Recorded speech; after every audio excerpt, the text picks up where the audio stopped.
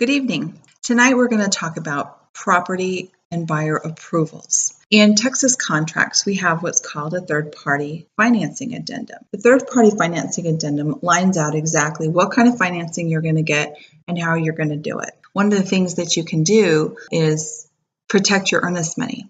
The biggest thing is you're putting money down on a home, and if something were to happen, the biggest concern is am I going to get that earnest money back?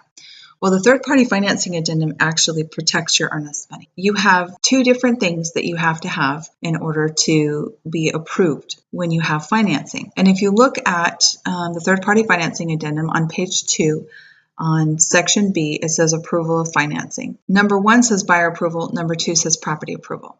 Buyer approval is where you have your credit, your income, your assets. The bank is approving you as a person as a good risk to giving a loan to. Then you have the property approval.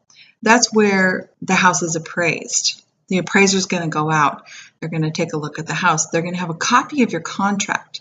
You see, appraisals for banks, they're justifying whether or not what you're paying for the property is worth the value that you've offered on it. That's all they care about. They care about is your contract worth what you're offering. True value on a property is what a ready, willing, and able buyer will pay for it. So your earnest money is protected for the amount of days in that blank on approval of financing number 1. So if you put 25 days on there, then and you started your contract on November 1st, if you were closing it on November 30th, by the 25th of the month, you need to have a letter from your lender stating that you're approved for your financing. Otherwise, you need to send a termination of contract in or do another addendum extending your financing time period so that you're not risking your earnest money. And the other thing is the property approval.